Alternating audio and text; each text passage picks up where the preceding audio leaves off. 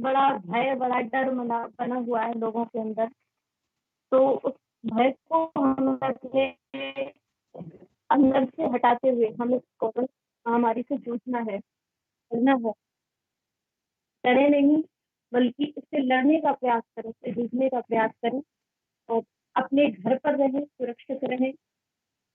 जब बहुत आवश्यक कोई कार्य हो तब घर से ही बाहर जाएँ, अन्यथा बाहर जाने का प्रयास आप सब कोई ना करें। और जितना हो सके घर पर रह कर के भगवान की भक्ति करें, भजन करें, आदि करें, भक्ति में अपने मन को लगाए रहें। क्योंकि अगर एक तरफ देखा जाए तो ये जो टाइम है, ये जो समय है, वो हम टाइम दिया है, ऐसा भय भी है, डर है, लेकिन भक्ति से जुड़े रहने पर जो भय है, जो डर है, वो सारा दूर हो जाएगा। और घर में भी भक्ति ऐसा भाव बना रहे, ये बहुत अच्छी बात है। तो मैं प्रार्थना करूंगी आप सभी से, ये कोरोना जैसा भयंकर जो समय अभी चल रहा है, स्थिति हम सभी के बीच में बनी हुई है, हम सबको इससे डरे ना। क्योंकि बुरा समय आता है और बहुत जल्दी चला भी जाता है। तो इस बुरे समय में हम आप सबको संयम की आवश्यकता है, धैर्य की आवश्यकता है। तो हम आप सभी को धैर्य धारण करके शिक्षा करेंगे, क्योंकि बुरा समय है, निकल जाएगा। और जैसा कि मैंने आपको कहा है, भक्ति जब की जाने के है, अन्य संसार मन हटा करके और हम इसमें मन लगाएं, तो ये हमारे लिए बहुत लाभदायी होगा। कई लोग जो ऐसी स्थिति में अभी कई परिवार जूझ रहे हैं, लड़ रहे हैं कोरोना से।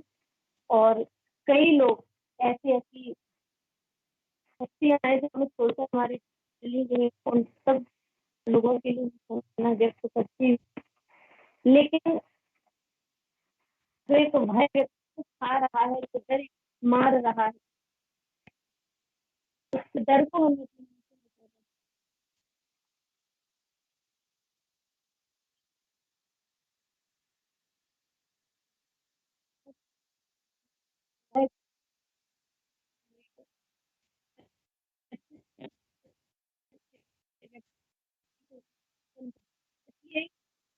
मैं आपको निकाल दीजिए और घर में रहने का प्रयास करें।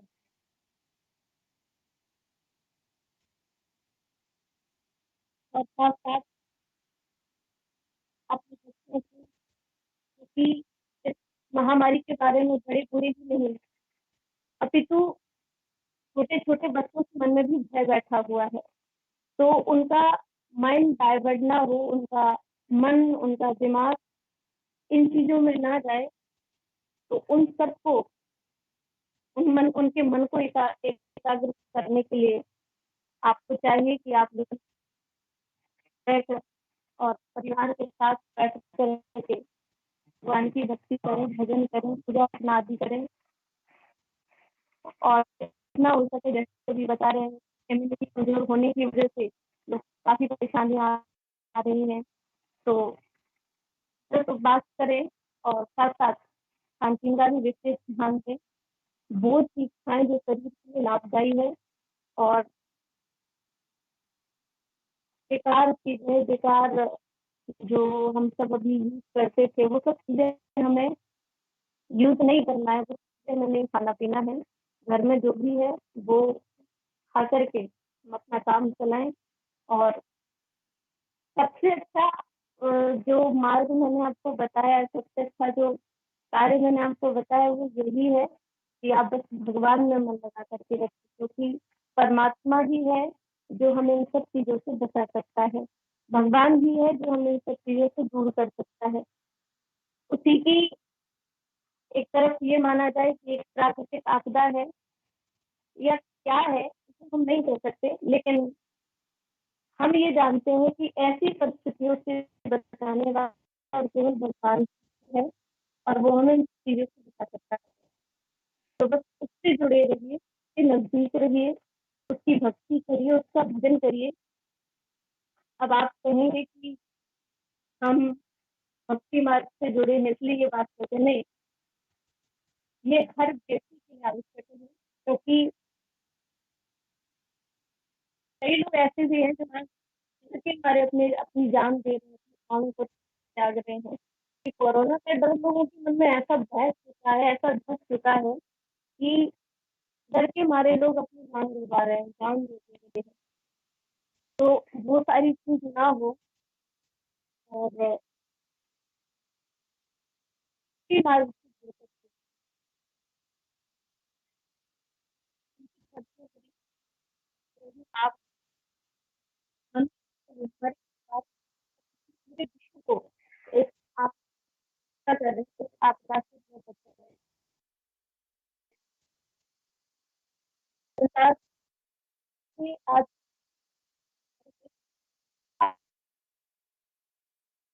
लोगों को ये डर बैठा है, परिवार में ही जहाँ चीज़ का डर है ना हो, तो हमें विश्व के लिए प्रार्थना करनी है, भारत के लिए प्रार्थना करनी है। और काफ़ी सारी जो स्थितियाँ लोग बना रहे हैं, आज कई तरह से डरवा रहे हैं, और कई इसमें फ्रॉड बनकर भी कई लोग खेल खेल रहे हैं। तो उन सब लोगों की बातों में ना आकर के हमें केवल और केवल सत्य पर ध्यान देना है, और अपनी सुरक्षा के लिए, दूसरों की सुरक्षा के लिए हमें आपको अपने मन से अपने अंदर थोड़ी शक्ति लानी पड़ेगी। हम आप सब आगे बराबर लड़ते रहे और बात पूछते रहे।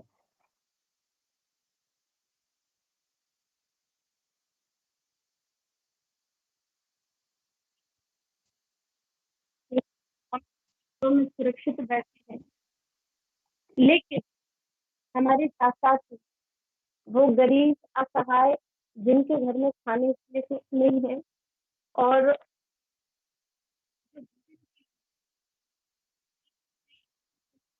खा सकते हैं, तो हमारा पेट भरेगा, फिर कौन हमें खाने को देगा। तो ऐसे गरीब असहाय लोगों को हमें सेवा का समय है। यदि इस समय का सदुपयोग कर पाए, ये बहुत अच्छा समय हमें भगवान ने दिया है कि हम सेवा करें। वैसे तो किसी को टाइम नहीं मिलता है, तो ऐसे समय में हम आप सब सेवा करने का बड़ा प्रयास करें, सहयोग करते रहें गरीबों का, असहायों का। और हम आप देखते हैं कि हमारी जो गाय माता है, वो सड़कों पर भूखी प्यासी भटक रही हैं, कई लोग उनको छोड़ दिया करते हैं। तो ऐसे समय में हमें चाहिए कि उन गौ माताओं के लिए हम जो कुछ भी बने, वो सेवा थोड़ी बहुत हम प्रदान उनको करें। कहीं हमारे साथ साथ हम सब तो लड़ ही रहे हैं, जूझ रहे हैं, लेकिन हमारे साथ गौ माताओं को परेशानी नहीं होना चाहिए, क्योंकि हम धर्म मंत्र से जुड़े हुए हैं, और हम ये सब जानते हैं कि इस भारत देश को बचाने वाली केवल गाय है। और अगर गौ माता की स्थिति खराब हुई तो भारत देश बहुत ही बुरी स्थिति में पहुंच जाएगा। इसलिए गौ माता की हमें सुरक्षा करनी है, सेवा करनी है, उनकी देखभाल। और मैं चाहूंगी कुछ ना कुछ सेवा आप सब घर बैठे करते रहें, जहाँ भी आपसे बने। आप कहीं जा नहीं पाते हैं तो आप दान दे करके गौशालाओं में आप अपनी सेवा प्रदान कर सकते हैं। कुछ भी सेवा आप करें, लेकिन उस समय का आप सदुपयोग करें। बस इन सब चीजों में अपने मन को आप लगाए रखें पूर्णतः। और मेरा विश्वास है कि आप ये सब सेवा कार्य करेंगे, तो मेरा विश्वास है, मेरा ये मानना है कि आपका परिवार सुरक्षित रहेगा, आपका कुटुंब आदि सुरक्षित रहेगा और हमारे साथ साथ ही ये सारा विश्व भी सुरक्षित हो, ऐसी मेरी कामना है। और मैं प्रार्थना करती हूँ आप सभी से, बार बार मैं निवेदन करूंगी, क्योंकि हमें मरना नहीं है, हमें लड़ना है। तो बार बार मेरी प्रार्थना है। और जैसे कि बराबर हम देख रहे हैं कि पिछली वर्ष भी यही ऐसा भयंकर समय चल रहा था, और ऐसी स्थिति में आदरणीय हमारे प्रधानमंत्री जी ने संयम को धारण करते हुए, धैर्य बांधते हुए और देश की सुरक्षा के लिए वो लगे रहे, सेवा में तत्पर रहे। और अभी भी हमें यही करना है, समय समय पर वो हमें भी हमारे साथ रहकर हमें बताते रहते हैं। तो उनकी बातों का हमें पालन करना है, उनकी बात हमें पूर्णतः मानना है। जैसा कि वैक्सीन के बारे में कई लोग गलत अफवाह उड़ा रहे हैं, बना रहे हैं, वैक्सीन जो लगवा रहा है तो वो अपनी जान गंवा दे रहा है। तो हमें इन सब बातों पर, अफवाहों पर हमें ध्यान ना देते हुए हमें वैक्सीन अवश्य लगवाना है और किसी की बात नहीं सुनना है। बस अगर कोरोना जैसी महामारी से बचना है तो उनकी बात अवश्य माने, वैक्सीन जरूर लगवाएं और अपनी और अपने परिवार की सुरक्षा हम आप सब करें। ये जिम्मेदारी हमारे हाथ में की है। प्रधानमंत्री जी भी बता सकते हैं, आदरणीय प्रधानमंत्री जी को भी बार बार नमन करती हूँ कि ऐसी स्थिति में वो पूरे विश्व को धैर्य बंधाते हुए और देश की सुरक्षा में लगे हुए हैं। तो मैं आप सभी से यही निवेदन करूंगी, प्रार्थना करूंगी कि आप सब उनकी बात स्वीकारें, उनकी बात माने और जो गलत अफवाह बना रहे हैं तो लोगों के बारे में बिल्कुल भी ध्यान ना दें, बिल्कुल भी उनकी बात पर गौर ना करें। और परिवार की जिम्मेदारी का जिम्मा आपके हाथ में है, इसलिए उनकी सुरक्षा, अपनी सुरक्षा और विश्व की सुरक्षा करने में आप सहायता प्रदान करें। आपको अपनों का पूर्ण ध्यान रखना है। मैं बार बार आपसे प्रार्थना करूंगी, अपनों का रखें और साथ साथ में जब आप अपनों का रखेंगे उनको भी यही आप शिक्षा दें कि वो भी इसी का पालन करें, वो भी दूसरों की सुरक्षा का जिम्मा अपने हाथ में लें। ऐसे समय में हम आप सबको एक साथ होकर के और आगे आना है, देश की रक्षा करना है, खुद को बचाना है, परिवार को बचाना है, तो दूसरों को बचाना होगा। लगे रहें, सेवा में लगे रहें और भय ना करें, डर बिल्कुल ना अपने हृदय में रखें, डर अपने हृदय से बिल्कुल ही निकाल दीजिए। क्योंकि एक बात तो ये है कि जीवन है और जीवन का अंत होना ही होना है, वो आज हो या कल हो। लेकिन जिस प्रकार हम अपने नॉर्मल समय जब रहता है तो लोग उस चीज पर ध्यान नहीं देते हैं, लेकिन ऐसी भयंकर स्थिति में हर व्यक्ति के मन में एक ही भय है, केवल और केवल मृत्यु, केवल और केवल मृत्यु। तो वो शब्द हम अपने हृदय से निकाल करके जैसे नॉर्मल जीवन हम जीते हैं, घर में रह करके, परिवार के साथ रह करके अच्छे से ही जीवन जिए और भगवत कृपा से सब, उनकी कृपा से ठीक होगा। उनकी कृपा से वो पूरे विश्व की, भारत देश की रक्षा अवश्य करेंगे। तो मैं उन लोगों को भी कहना चाहूंगी जो इस प्रकार से अफवाहें बना रहे हैं और लोगों को भ्रमित कर रहे हैं, डरा रहे हैं, तो उन लोगों को भी मैं कहूंगी कि कृपा करके इस प्रकार ये वातावरण समाज में ना बनाएं, क्योंकि आप भी रहने वाले नहीं हैं।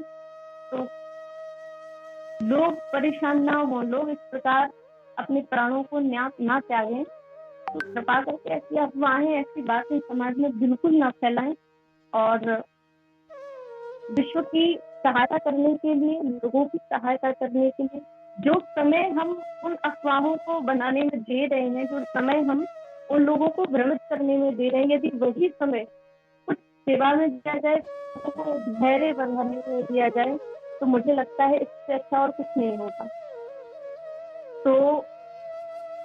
जो लोग इस प्रकार का कार्य कर रहे हैं उनसे प्रार्थना करूंगी कि वो इस प्रकार कतई ना करें। और मैं तो कहती हूँ कि हर व्यक्ति ये संकल्प करे कि वह एक असहाय परिवार का उसे सहयोग करना है। एक परिवार का एक व्यक्ति जिम्मेदारी ले ले और ये विचार करे मन में कि मैं इस परिवार का सहयोग अवश्य करूंगा।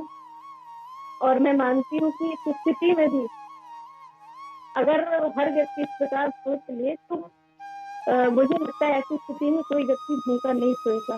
विश्व में पैसे वालों की कमी नहीं है, पैसे की कमी नहीं है। तो लोग अगर जिम्मेदारी ले ले तो जो सड़कों पर भूखे मर रहे हैं, जो इनकी स्थिति है, जो खाने के लिए जिनको कुछ नहीं है, तो ऐसे लोग भूखे नहीं मरेंगे। पहले लोग कहते थे कि टाइम नहीं है आज भजन पूजन कीर्तन करने के लिए, लेकिन अब भगवान ने खूब टाइम दिया है, खूब समय दिया है, तो खूब भजन करिए, सेवा करिए, कीर्तन करिए और जल्द हमारा जो पुराना समय था वो बहुत जल्दी लौटेगा। बहुत जल्दी अच्छा टाइम हम सभी के बीच में आएगा। समय की प्रतीक्षा करिए।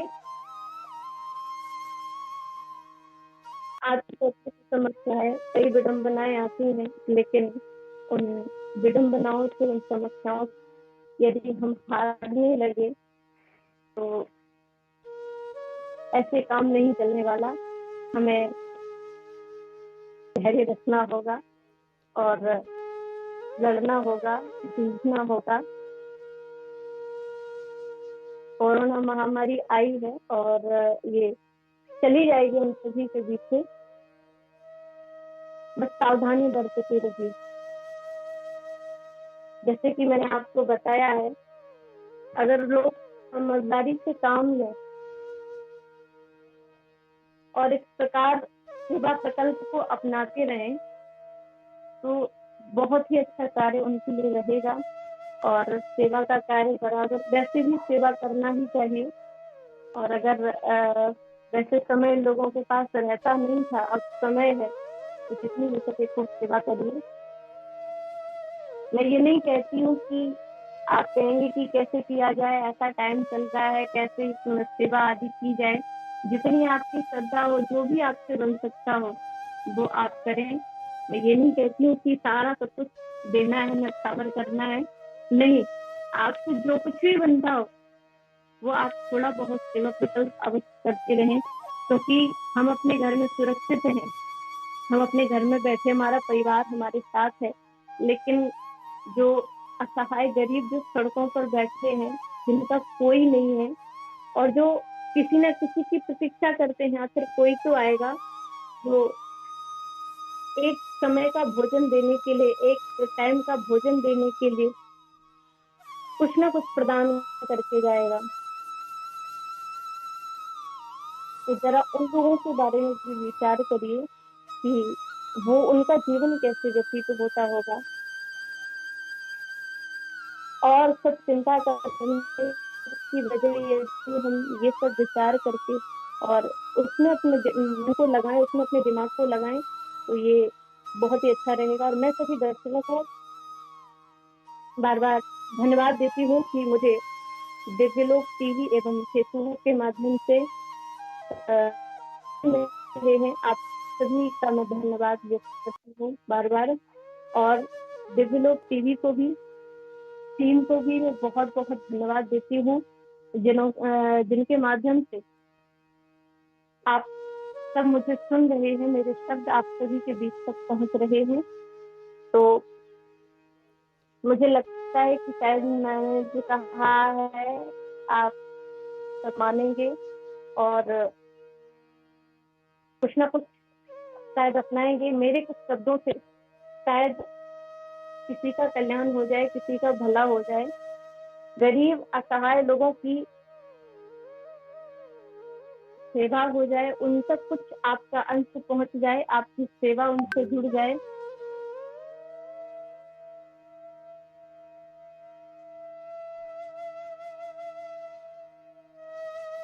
आप ये भी, या फिर आपके नगर में, आपके गांव में जहां भी ऐसी स्थिति बन रही है, तो पीछे मत हटना, बस संकल्प कर लेना।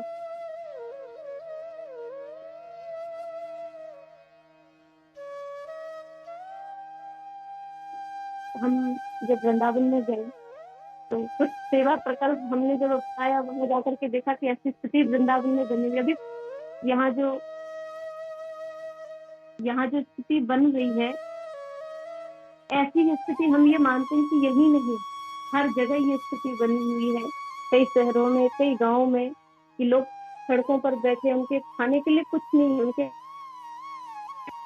वो बैठे हैं किसी की प्रतीक्षा में, कोई ना कोई आएगा, कोई ना कोई आएगा, बस एक एक एक प्रतीक्षा लगी हुई है लोगों के मन में। तो उस समय मुझे लगा कि यदि जो देश में कई लोग पैसे वाले हैं, बहुत पैसा है, उसके बाद भी सेवा के लिए जो हाथ आगे नहीं बढ़ते हैं, उनकी वजह से ये स्थिति भारत देश की बनी हुई है। काश अगर जो पैसा हम अपने संतानों के लिए ऐश आराम में जो दिया करते हैं, जो पैसा उनके लिए खर्च किया करते हैं, वो पैसा यदि इन गरीबों की मदद के लिए खर्च किया जाए तो भारत देश हमारा महान बन जाए। ऐसी बात नहीं है, लेकिन फिर भी सेवा करना ही होगी। ऐसे लोगों की स्थिति को देखते हुए हमें आगे आना होगा, हमें उनकी सेवा करनी होगी। और विकट परिस्थिति है, हम सभी को हमें सबका सहयोग करते रहना है, जो भी ऐसी स्थिति में है। और जहाँ कहीं लोग परेशान हैं तो उन लोगों की सेवा करने के लिए हमें अवश्य ही आगे आना है, जरूर उनकी हमें सेवा। मैं बार बार दिव्यलोक टीवी की टीम को बहुत बहुत धन्यवाद देती हूँ कि आप सभी ने मुझे लाइव जोड़ करके लोगों तक, मेरे भक्तों तक मेरे शब्द पहुंचाए। और जय श्री राधे, जय श्री राम।